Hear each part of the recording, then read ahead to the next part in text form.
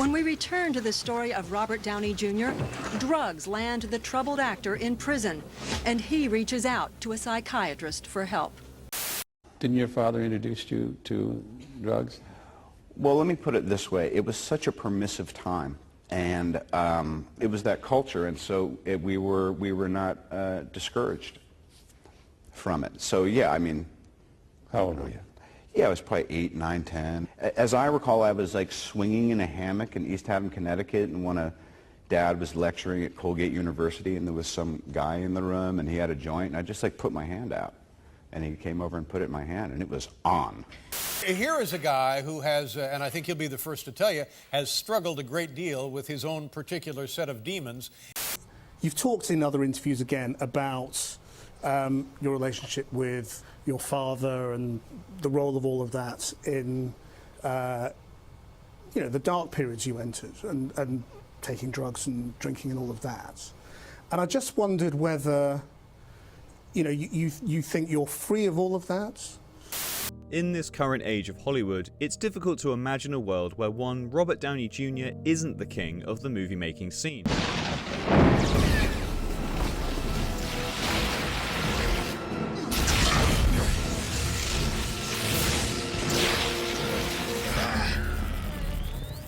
Power at 400% capacity. How about that? But believe it or not, it wasn't too long ago that the Academy Award-winning actor was the subject of intense scrutiny across the media, thanks to his long-fought battle with drug addiction. This is the highest point of Robert Downey Jr.'s long and illustrious career. Well, one of the highest points. But Robert has been Was that too on the nose, or was that a drug motion you made? From the quickly rising star of the 1980s to what executives would dismiss as a washed-up has-been, and then to the leading man of the highest-grossing movie franchise of all time, let's talk about the rise, the fall, and rise again of Robert Downey Jr.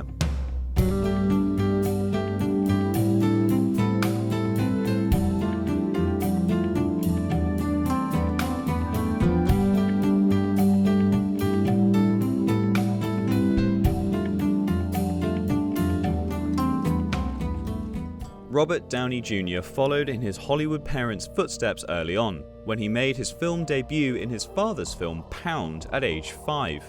But the roots of his future struggles with addiction can be drawn back to the fact that his father, Robert Downey Sr., a successful Hollywood film director in his own right, first introduced him to drugs by allowing him to try marijuana for the first time at just 6 years old, a decision that Robert Downey Sr. later expressed regret over. Because of this late 60s counterculture mindset, Robert Downey Jr. grew up in an environment surrounded by drugs, and unfortunately, that lifestyle would follow him further into his blossoming acting career.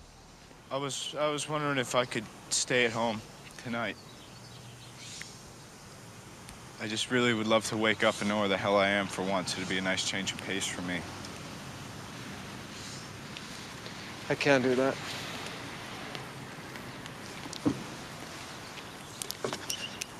Well, I wouldn't ask, except it's just that my options are real kind of limited right now, you know? Julian, we've been through this 100 times. I know, 101, actually.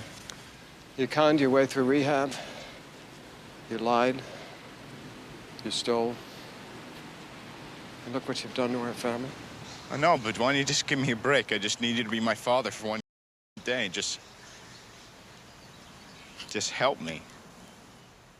Alongside the likes of actors like Emilio Estevez and Molly Ringwald, Robert Downey Jr. is considered by many to be part of the Brat Pack, a name assigned to a group of young and popular actors who frequently appeared in many of the coming-of-age films during the 80s. Perhaps a bit ironically, the role that helped introduce the world to Robert Downey Jr. was that of a drug addict in 1987's Less Than Zero.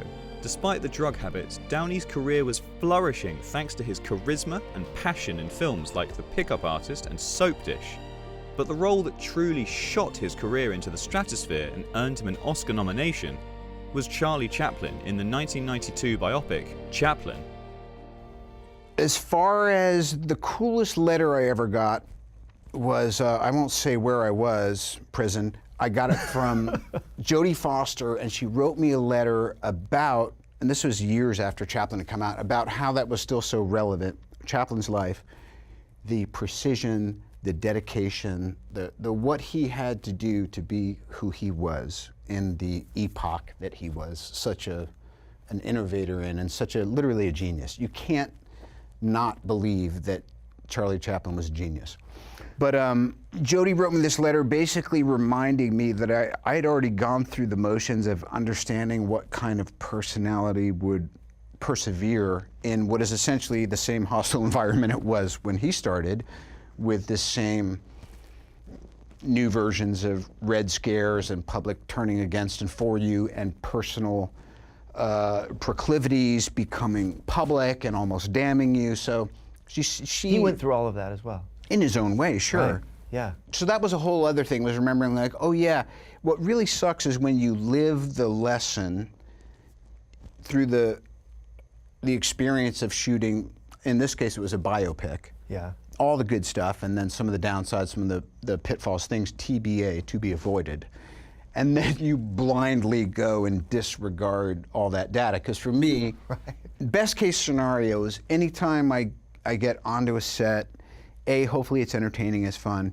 Much more importantly, hopefully I'm deepening my understanding of the human experience by the privilege of being able to play. Yes. And that means that, even though it rarely occurs, that means my life experience after that moment should reflect those lessons learned. Unfortunately, the next several years would be far less kind to Robert Downey Jr.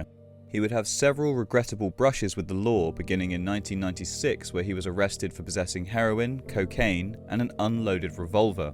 While he wouldn't experience jail time for this incident, a year later he would spend 4 months in a Los Angeles County jail for skipping out on a court-ordered drug test. And then again in 1999, he would spend a year in California State Prison for yet another skipped drug test. Shadow. 1996, the actor violated his probation when he fled from a detox center, his rehab stemming from several drug and weapons arrests, but a judge sent him back. A year later, he skipped a court-ordered drug test and spent the next 4 months in the LA County Jail. 1999, Downey skipped another drug test and was sent back to rehab. But this time, a judge gave Downey hard time, state prison for nearly 1 year. Okay, I believe that concludes proceedings. For past several years, he's just going through the revolving door of rehab program and being arrested, which is too sad, such a bright person, and he's not a criminal. He's a victim of the drugs.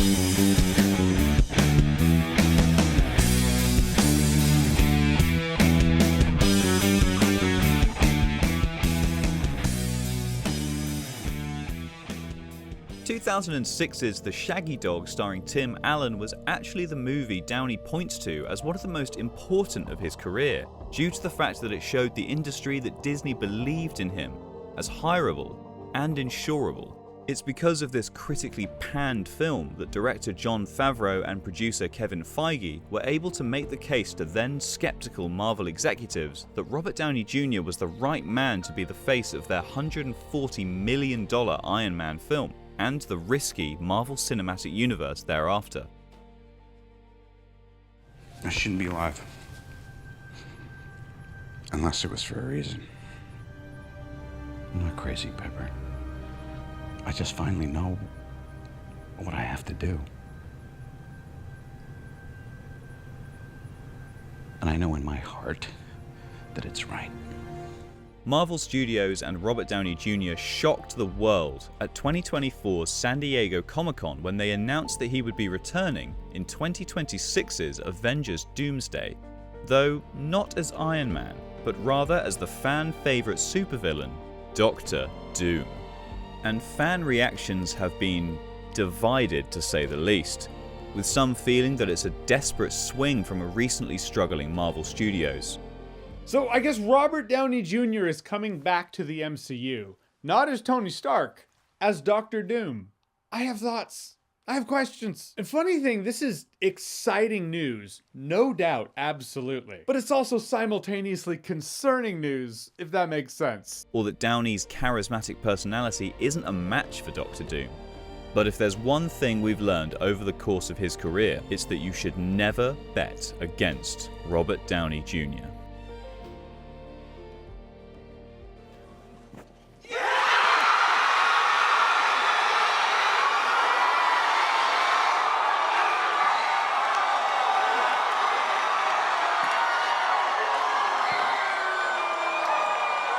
New mask. Same task. What can I tell you? I like playing complicated characters.